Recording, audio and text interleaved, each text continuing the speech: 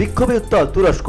দেশটিতে রাজপথে নেমে এসেছেন হাজারো বিক্ষোভকারী। ইকরেম ইমামোগলুকে ঘায়েল করতে নতুন খেলায় মেতেছেন প্রেসিডেন্ট রিসেপ তাইয়েপ এরদোয়ান। তাকে গ্রেপ্তার করা হয়েছে। এর প্রতিবাদে রাজপথ উত্তাল হয়ে উঠেছে।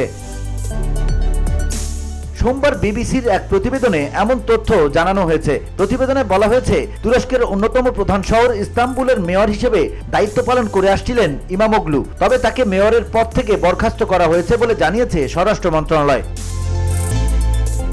ইমামোগলু তুরস্কের রিপাবলিকান পিপলস পার্টি সিএসপির নেতা। 2028 সালের প্রেসিডেন্ট নির্বাচনকে সামনে রেখে রোববার তাকে দলের প্রার্থী ঘোষণার কথা ছিল, আর এদিনই তাকে আনুষ্ঠানিকভাবে গ্রেপ্তার দেখানো হয়। এর কয়েকদিন আগে তাকে আটক করে আইন শৃঙ্খলা বাহিনী।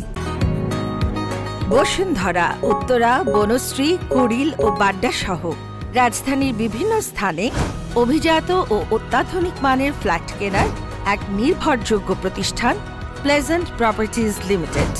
তাই আপনার স্বপ্নের আবাসনের জন্য আজই যোগাযোগ করুন। Pleasant properties limited, where destiny matches eventually। এরদোয়ানের প্রধান রাজনৈতিক প্রতিদ্বন্দ্বীকে গ্রেপ্তারের প্রতিবাদে শনিবার চতুর্থ রাতের মতো বিভিন্ন শহরে ব্যাপক বিক্ষোভ হয়েছে।